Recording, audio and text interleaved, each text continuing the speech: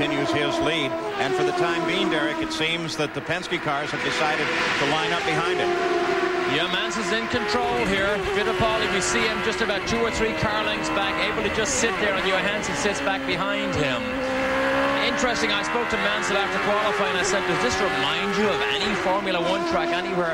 And he said, no, it's such a unique track. He couldn't really say that it was like anything else, except maybe a bit like Brands Hatch, some of the corners. But he said it's so unique, particularly, he said, driving down the back straight.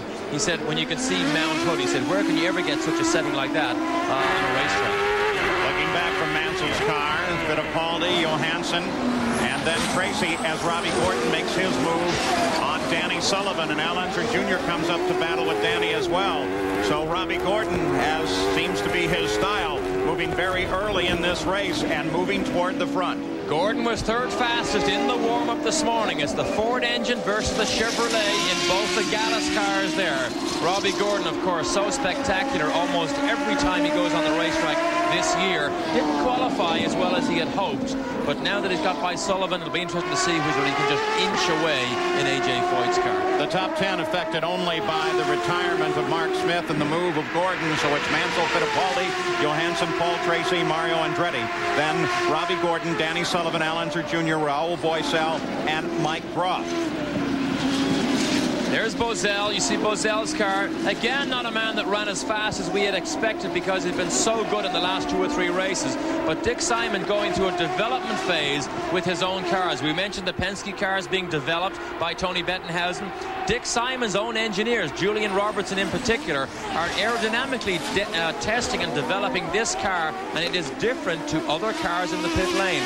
It's difficult to get a close-up look, but they actually have a winglet, which is like a small wing, which just sits sideways in front of their radiator inlets, ducting air around the side pods, and hopefully making this car aerodynamically more efficient. Let's jump back 2 positions now and ride with Bobby Rahal. He runs 11. That is his teammate, his employee, such as it is, in front of him, Mike Groff. And this is an interesting comparison because Rahal, remember, started the year in the Rahal-Hogan chassis. Then they decided it needed more development, and if they were going to make a bid for the championship, they should move back into a Lola until that car was more fully developed.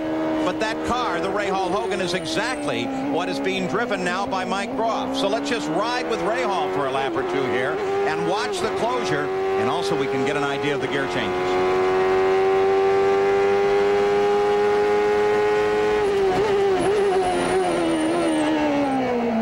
This is first gear here.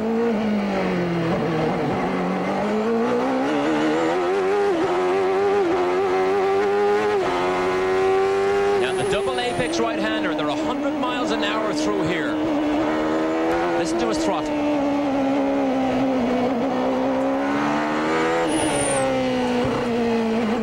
Same gear.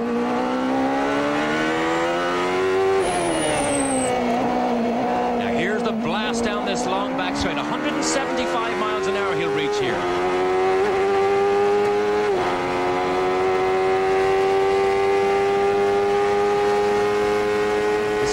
This Essence. Right up over the curve.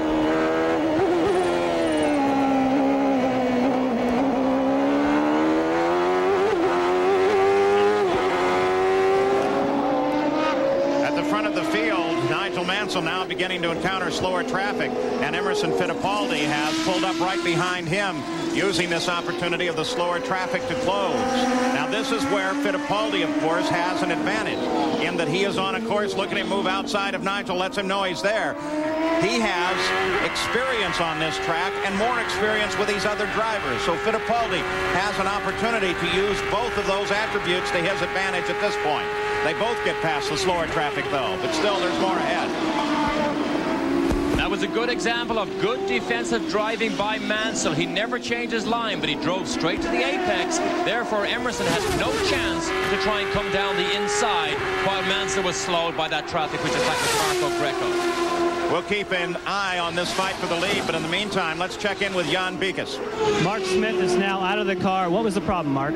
We lost our differential about 5 laps into the race. It's too bad for the Craftsman RC Aero car. We had a good weekend going and thought we could have a strong result in the race. Had to be real excited about that qualifying position, especially with all your friends and family here. Yeah, it's good to be able to perform well in front of the home crowd. So credit to the whole team, especially Gordon Kopic and Scott Miller and Mark Wida. They did a great job getting the car set up. We'll just get after it at Cleveland. Mark Smith out early, but a great run. 12 laps are complete here now. Danny Sullivan in 7th place, trying to hold off his teammate Al Unser. In 7th place, trying to hold off his teammate Al Unser Jr. He mentioned the name Gordon Kopic, a man I'm very familiar with. He was my engineer back in Formula 1 in 1981 when we struggled for half the season at least on the March F1 car. So Gordon Kopic still motivated to be an engineer, loves working with drivers making racing cars go faster. For the moment, this battle's static. We'll take a move back up toward the front of the field and take a look at the battle for the lead again, which remains unchanged, but now Fittipaldi is getting a little racy and beginning to pull up on Nigel Mansell from time to time, certainly to let him know that he's there, and further to threaten him as best he can. And you can see from the in-car cameras and from behind, it's very difficult to make passes on this infield section, and the straights are long enough, but the braking area is only in the front straight here. Is it wide enough and long enough? So it's actually quite difficult to make a pass here. Emerson Fittipaldi continues to run in second. An update, Gary Gerould? Well, you indicated that Emo looks like he's feeling a little racy. That's what we hear from the radio conversation. The crew says Emo thinks his car is faster than Mansell's. Right now, he's content to hold that spot. They're also thinking about their first pit stop. They're scheduling lap 33 for the first of 2 expected stops today.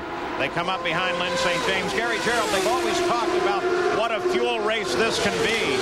And the Ford engine seems to have gone a little further in terms of distance as they very carefully, all top three move around Lynn St. James. And St. James cuts off Stefan Johansson. And here comes Paul Tracy closing right up on Johansson.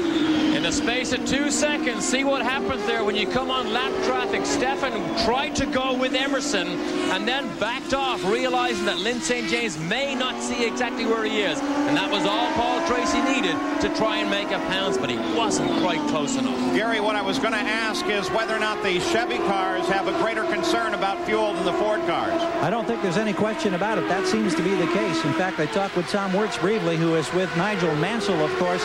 I said, in a perfect world, how many laps of yellow do you need to not have any fuel concerns? He says, we don't need any yellow today. So the Ford people at least talking real brave up here on top. But we also remember the fuel concerns they had in the season opener at Australia. It got very dicey in the last couple of laps.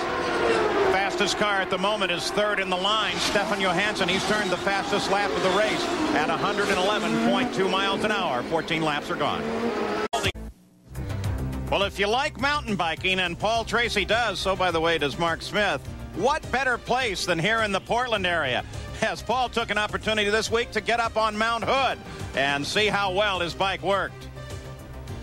Right now, Paul Tracy runs in the 4th place, trying to catch up to Stefan Johansson. He was just behind him moments ago, but Johansson has managed to pull ahead again as they come through traffic. And 1st, 2nd, and 3rd, Mansell, Fittipaldi, Johansson run close together.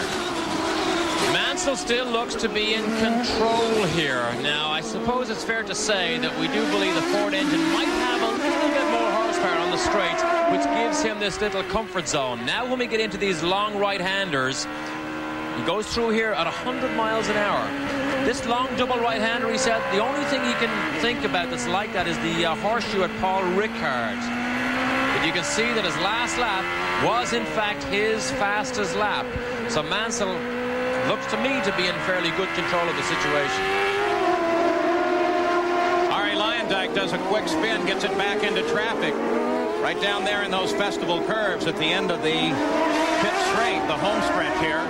Luyendyk, who has been running just out of the top 10 in 12th place, And a team that had a fairly substantial and major announcement this weekend, Derek. And of course that was that they will no longer use these Lola cars that they're using for the last couple of years. They are changed to a new Reynard car that's being designed and built in England by Adrian Reynard's company. So the Ganassi team will use that, but Arie Luyendyk has been struggling to find the type of form he can show.